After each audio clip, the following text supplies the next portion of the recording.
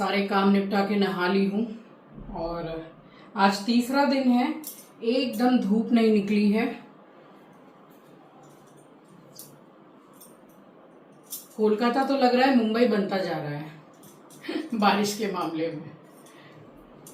मेरा एस्ट्रो भी उठ चुका है, बैठा है वहां पे, उठ के जा रही हूँ पूजा करने के लिए। उसके बाद एस्ट्रो बाबू को नीचे लेके जाना है और नीचे भी ले जाने का बन नहीं रहा है, इतना कीच कादा है ना, बट वो समझता ही नहीं है। कल रात में क्या बताऊं कि बैठने नहीं दिया इसने मुझे, वो ऐसे ऐसे करके जो बोलता है ना। अब ग्रूमिंग हो गई है, नेल्स पूरे सेट हो गए हैं, बट इनके नेल्स तो बड़े ही रहते हैं ना, तो वो ऐसे ऐसे भी करता है तो पूरा ऐसे लगता है जैसे कि एकदम जैसे छिल गया। किसी कीमत पे इसने मुझे बैठने नहीं दिया। आधा घंटा भौ भौ भौ भौ लगा हुआ है कि नीचे चलो। एट लास्ट में कैसे कैसे करके गैरेज टू गैरेज ले गई हूँ, फिर भी पूरा कीच कादे में खराब हो गया। कितना आके उसको मैंने पोंछा है, गीले कपड़े से, सूखे कपड़े से, वो मानता ही नहीं है। उसको नीचे जाना ही है, 3 से 4 बार तो नीचे घूमना ही है। अब तो जा रही हूँ पूजा करने के लिए। बस बैठ के मेरा मुंह देख रहा है चुपचाप, मानो कि ये पूछ रहा हो कि मम्मी ये क्या हो रहा है, दीदी भैया कोई नहीं दिखाई दे रहे, क्या बात है। एकदम चुपचाप बैठ के मेरा मुंह देख रहा है। बस बेचारा खाना खाता है और चुपचाप जाके अपने बिस्तर पे सो जाता है, और बीच बीच में नींद खुल जाती है तो मेरी गोदी में आके लेट जाता है। यही चल रहा है इसका।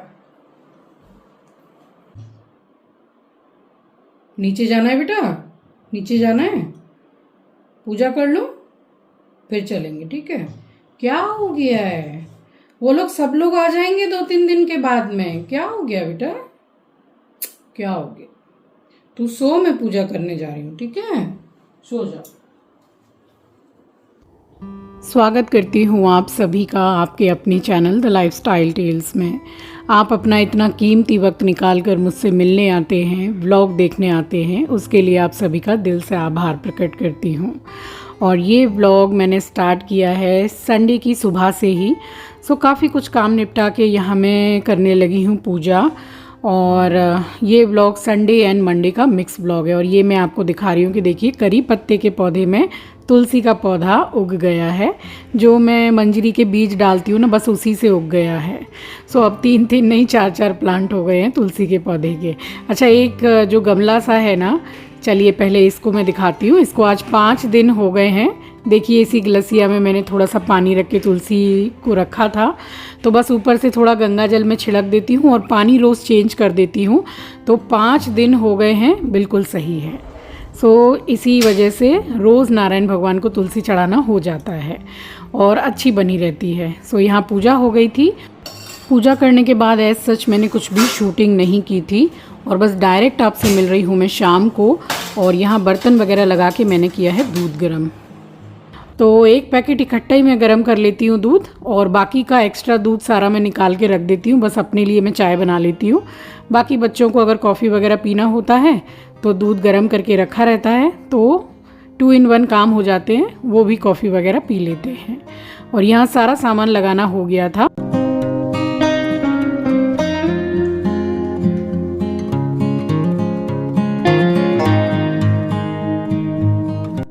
और ये सारे कपड़े अभी 2-3 दिन से इसी स्टैंड पर ही सूख रहे हैं, क्योंकि दोनों तीनों दिन से ज़रा रेनी डे ही हो रखा है।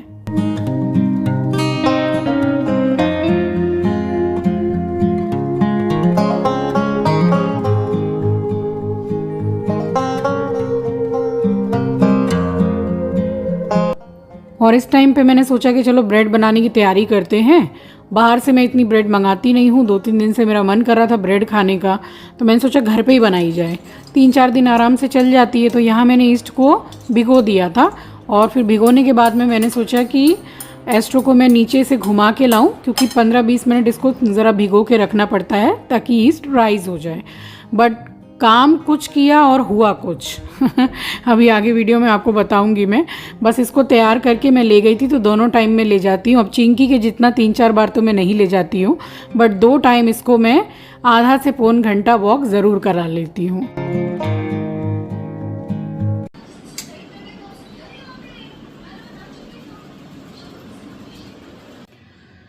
इसको नीचे से घुमा के लेके आई हूँ। अब ये सो रहा है, नीचे से घुमा के नहीं लाती तो फिर मुझे भी बैठने नहीं देता।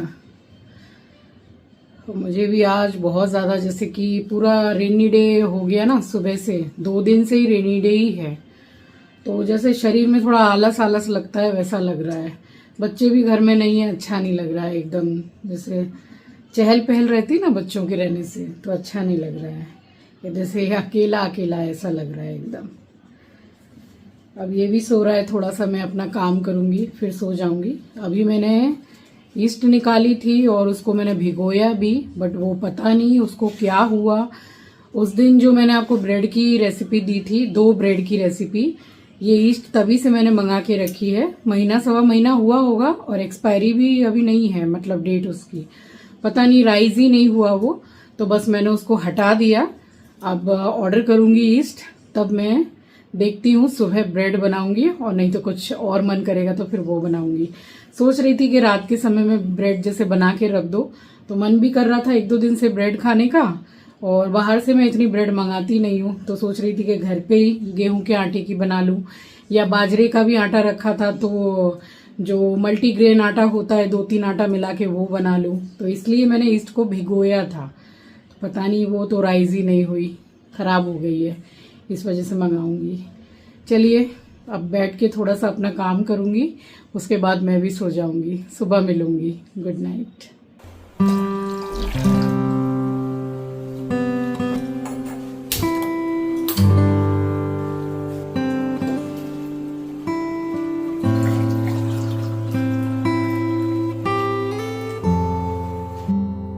मिल रही हूँ आपसे मंडे मॉर्निंग। तो सुबह जो गर्म पानी पीती हूँ उसके साथ मैंने 3 कली लहसुन का ले लिया था, और तब तक यहाँ आ गई थी फिर से ज़ोरदार बारिश।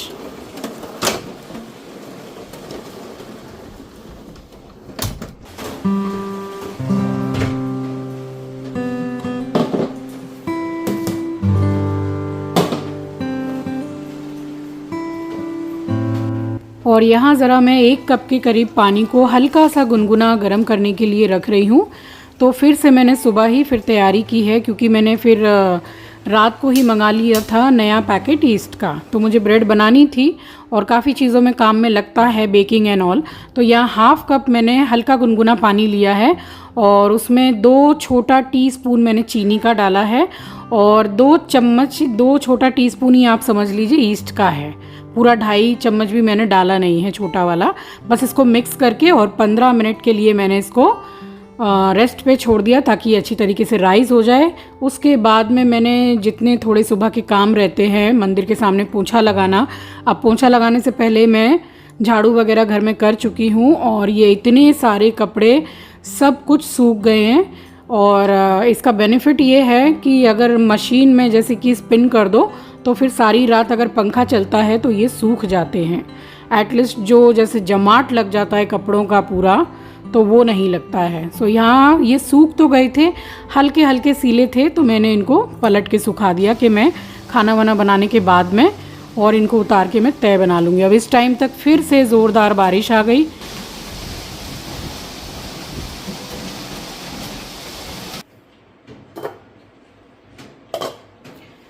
पंद्रह मिनट हो गए हैं, और ये आप देख सकते हैं फर्मेंट हो गई है ईस्ट। और अगर इस तरीके से अगर ये फर्मेंट नहीं होती है तो फिर ब्रेड के आगे का प्रोसेस बिल्कुल भी मत कीजिएगा, क्योंकि ब्रेड अच्छी नहीं बनेगी और अच्छे से राइज नहीं होगी। तो ये बहुत अच्छे से राइज हो गई है। अब आगे का प्रोसेस करेंगे इसमें। तो ये गेहूं का ही आटा मैं ले रही हूँ, जो रात में मैंने निकाला था, बट जो ईस्ट है वो राइज नहीं हुई थी, सही नहीं थी।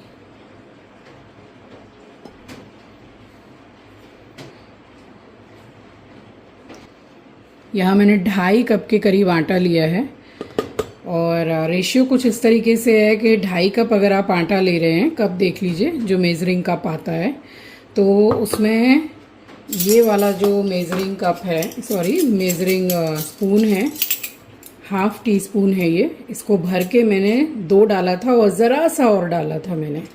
तो ये है रेशियो।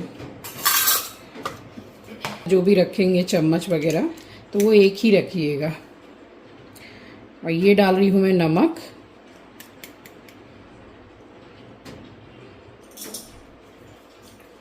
1.5 चम्मच के करीब मैंने नमक डाला है, जो छोटी वाली है। और बस इसको अब मिक्स करूँगी मैं। और ये नॉर्मल पानी है, ये गर्म नहीं है, ठंडा नहीं है।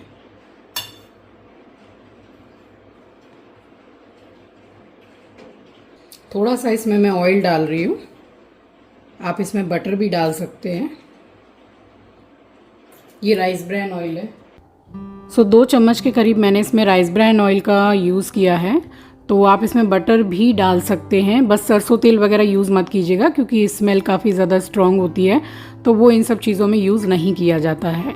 और बिल्कुल थोड़ा जैसे हल्का सा आपको इसको मिक्स करना है, पूरी अच्छी तरीके से गूंदना नहीं है।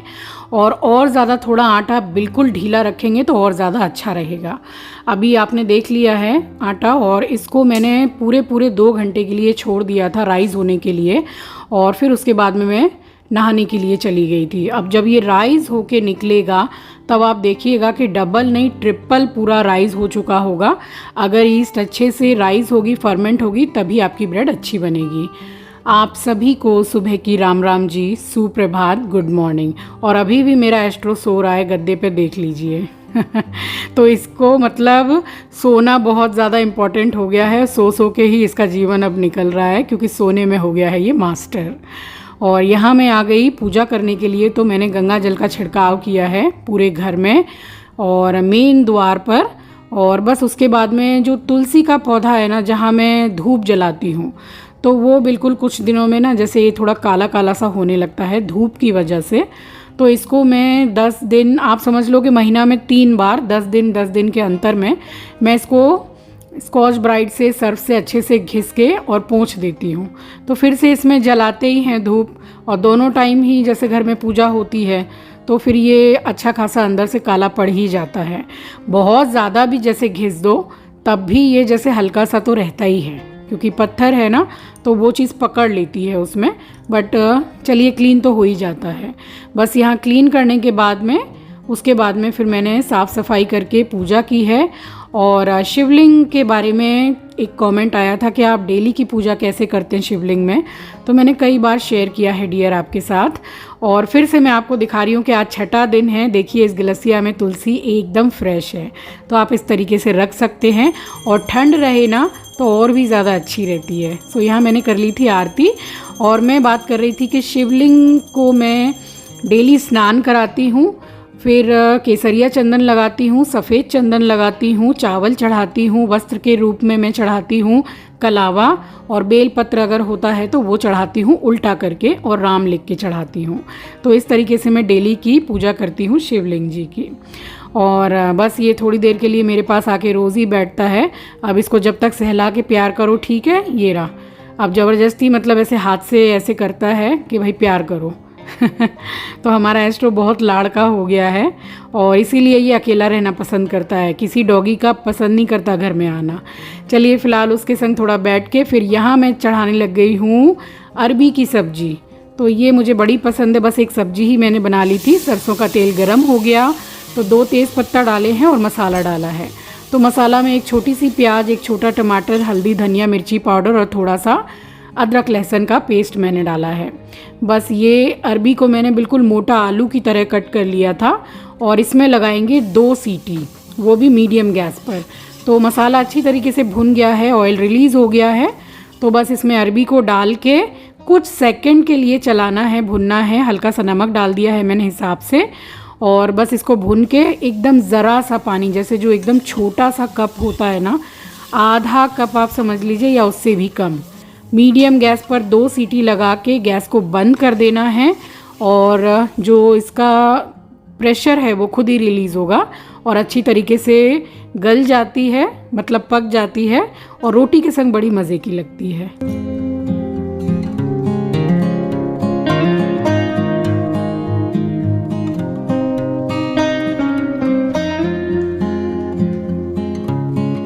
सब्जी यहाँ बन के रेडी हो गई थी, और धनिया मैंने थोड़ा एकदम ढेर सारा ही डाला है, मुझे अच्छा लगता है, आप कम ज़्यादा कर सकते हैं। तो रोटी में ये सब्ज़ी बहुत अच्छी लगती है। मैंने बना ली थी, काफ़ी दिनों के बाद में मैंने अरबी की सब्ज़ी बनाई। सब्जी वाले भैया उस दिन सोसाइटी में बैठे थे तो अच्छी मिल रही थी अरबी, ख़रीद के ले आई थी मैं। और इसके साथ एक मैंने पंच फोड़न डाल के परवल की भुजिया बनाई थी। तो बस यही मेरा लंच था। इसमें जो ये होल होता है वेपर निकलने के लिए, तो इसमें मैंने ड्राई टिश्यू को मोड़ के लगा दिया था। अब कितना मैंने रखा था आप देख सकते हैं कि कितना बढ़िया राइज हुआ है ये। सो अब हाथ में ज़रा सा ऑयल लेके बस इसको हल्का सा ही जैसे कि थोड़ा मिक्स करना है, बहुत ज़्यादा पंच मार के गूंदने की ज़रूरत नहीं है। उसके बाद में मैंने ये रेडी करके रखा है।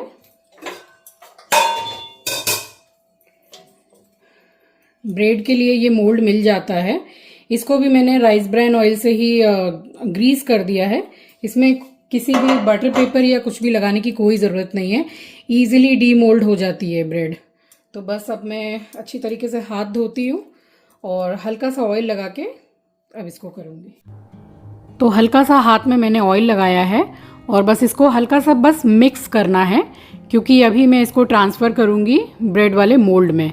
तो ये जो किचन काउंटर है इसको मैंने पहले से ही साबुन से अच्छी तरीके से साफ़ कर लिया था। एक बार और कपड़े से पोंछ रही हूँ। तो हल्का सा मैं यहाँ पर ऑयल डाल के और जो आटा है बस उसको यहाँ पे मैं डाल रही हूँ। अब आप अगर जब फर्मेंट करने के लिए आटे को रखेंगे तो और भी ज़्यादा, जैसा आपको दिखाया उससे भी ज़्यादा अगर आप थोड़ा नरम गूंदेंगे, जो हाथ में थोड़ा चिपकता है, तो ब्रेड और ज़्यादा अच्छी बनेगी, जाली बहुत अच्छी आएगी उसमें। सो इसमें मैंने सेट कर दिया है और अब इसको भी 1 घंटे के लिए रखना है फर्मेंट होने के लिए, राइज होने के लिए। तो बस इसको मैंने रख दिया था, इसीलिए मैं रात में ट्राई कर रही थी ब्रेड बनाने का, क्योंकि इसका प्रोसेस जो है वो काफ़ी लंबा होता है। अब आने वाले व्लॉग में आपको एक ऐसी ब्रेड की रेसिपी शेयर करूँगी जिसमें आपको राइज होने के लिए इतने घंटे बेकार नहीं करने पड़ेंगे। एकदम मतलब रेडी टू कुक जो ब्रेड होती है वो मैं आपके साथ शेयर करूँगी। बस थोड़ी देर बैठ के मैंने सीरियल वगैरह टीवी वगैरह देखा है, तब तक 1 घंटा हो ही गया कुछ काम करते करते, और ये राइज हो गया था। इसमें आप अपनी पसंद का कोई भी सीड्स लगा सकते हैं, सनफ्लावर सीड, चिया सीड या पम्पकिन सीड, जो भी। मैं इसमें सिर्फ सफ़ेद तिल जो होते हैं, सेसमी सीड्स, वो लगा रही हूँ। मुझे अच्छा लगता है ब्रेड में, तो बस वही लगा रही हूँ मैं। और हर बार मैंने आपको ब्रेड की रेसिपी दी है वो माइक्रोवेव में बताया है। आज मैं गैस पर ही बना रही हूँ, तो उसी हिसाब से मैं बेक करूँगी।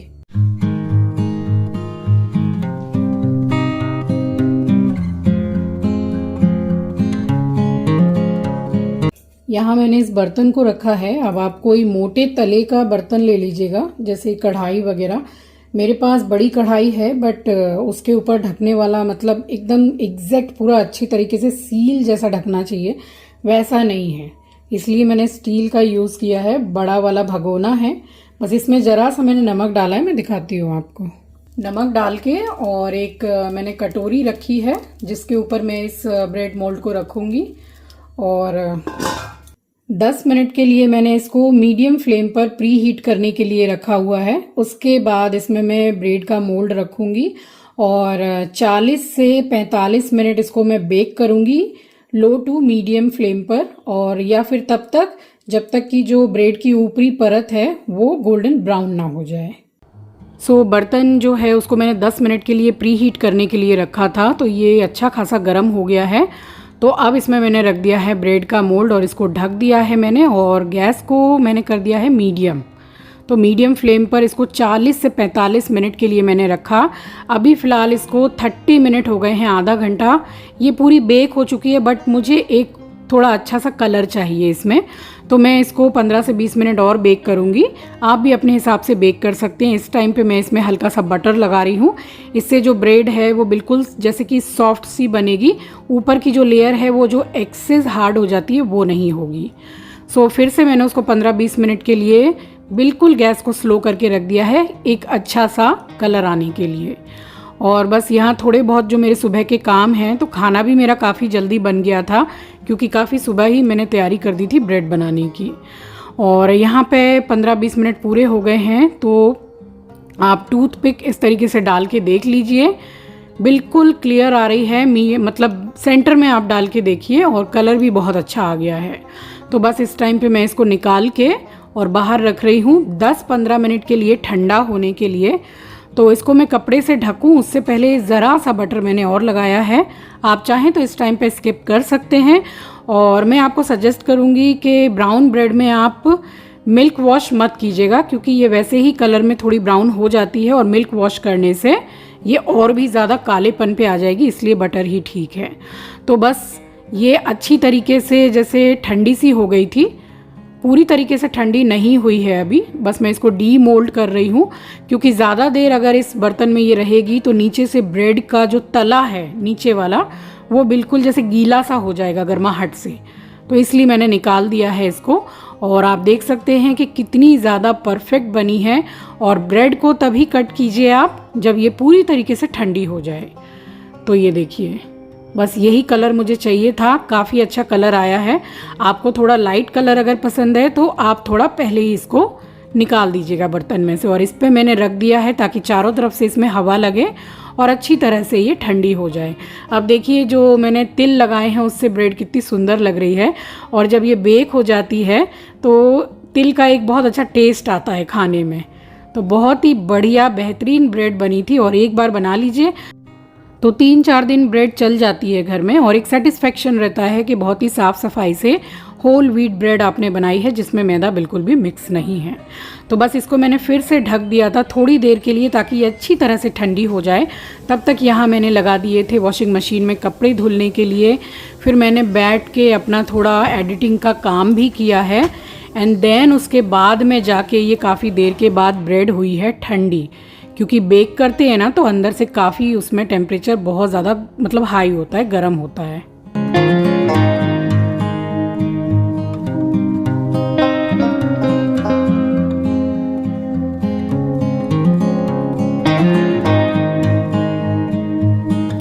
सो अब मैं आपको ब्रेड को कट करके दिखाती हूँ। अब ये अच्छी तरीके से ठंडी हो गई है और आप चाहें तो फ्रिज में भी रख दीजिए तो और अच्छे से कट होगी, क्योंकि उसमें ठंडापन अच्छा आ जाएगा।